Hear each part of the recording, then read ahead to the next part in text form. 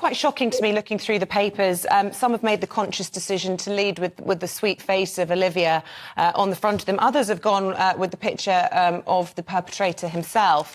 But inside the papers, and you're talking about the glamorisation of this world, is this highly polished, almost like a footballer's wife, who is the partner of Cashman. And she was in there in court, staying loyal to the man who's now been convicted of murder. And I do wonder, you know, what kind of message does that send out? You know, the glamorisation of this lifestyle to people who are sort of aspiring, perhaps, to be like this. Yes, I mean what we're seeing, especially with the youngsters that we work with, a lot of the youngsters that follow this life and obviously see the glamour of it are coming from places that they don't have much and they see it as a way out. But ultimately, like I say, it doesn't end well. It doesn't end well for anybody. It doesn't end well for the people involved. And it doesn't end well for innocent parties that get caught up in the crossfire.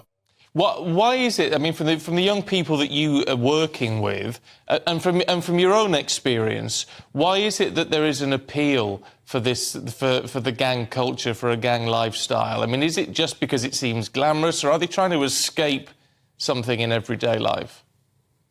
I mean, I can only answer for myself and how that was for myself when I was growing up. And for me, it was an escape it was a way to get out of where I grew up and the things that I was surrounded by. I mean, I didn't walk outside my house every day and see lawyers, doctors and nurses and things like that. I walked out of my house every day and seeing people struggling.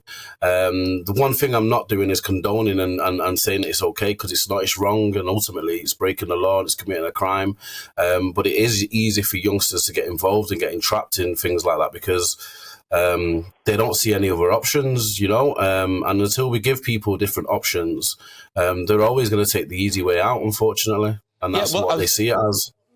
I was just going to say, I mean, you make the point, you're not condoning the behaviour because it is illegal, which is a fair point. However, if we don't understand why people get into it, we can never tackle it, can we? No, we can't, and that's the truth of it. And the thing is, it's a lot deeper than just one individual. It's something that stems deep into our communities and in our society. That these people would actually go and take the risks that they take, and ultimately put other people's lives in danger while doing so. And I think, like I say, until we find the root cause of it, it's not going to stop anytime soon. Mark, tell us about life inside the kind of world of drugs and gangs in terms of pressure not to own up to crimes that you've been involved in, because, you know, key part of this story was the ex-partner of Cashman who decided to come forward. She just decided there is no such thing as a grass when it comes to the murder of an innocent 9-year-old child. And she's now having to go into witness protection because her life is in jeopardy. But she believed at the heart of this was right and wrong.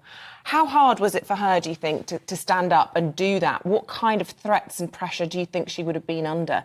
And is there a message of hope in there as well? Yeah, I think it's extremely hard. I think, first of all, we've got to give her the thanks and gratitude that it deserves, that she did the right thing and she came forward and obviously brought a killer to justice, because ultimately that's what he was. It is hard, especially in these tight communities, to speak out against people that commit offences, because as you can see, this person went to extreme lengths to try and kill somebody and ended up killing somebody else, killing an innocent person. And obviously people who have the information that we need to bring these people to justice are scared, and they don't feel protected, and that's why so many people do not come forward, you know. So it's about putting in place and installing in people from a young age, like we speak to our youngsters and we tell them it's okay to speak out. The person that speaks out is the person that we should be commending and we should be putting on a pedestal, because ultimately they're doing the right thing, and we just need to install into the communities that speaking out is the right thing, because we need it to end, and that's the only way it's going to stop, is by us coming together and speaking out. Well, what turned things around for you, Mark?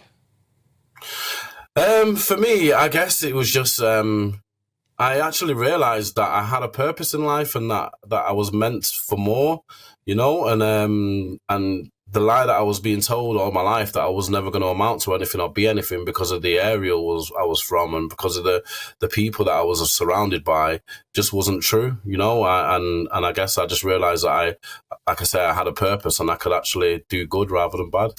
Yeah, well, you absolutely are. You're very impressive, and we salute you for all that you are doing. Mark Bracewell, youth mentor, speaking to us this morning from Stoke-on-Trent. Thank you. Thank you. Do you know, and I think it's very important to get the message out from people who've been there and done it and actually seen the light, as it were. Yeah, you can have a life, and actually, if you do step forward, as Cashman's ex did, the authorities will protect you. She's going into witness protection, and, you know, it's invaluable, those kind of people. But it's going to be, you know, we do need to salute her because, I mean, witness protection is one thing, but that's going to be a hard life. Yeah, she'll always be looking over her shoulder. Always. 100%. And did you see his sister's reaction in court yesterday? She had to be virtually carried out of the courtroom. She was shouting obscenities at the media. It's rough, it's dangerous, and it was incredibly brave of her.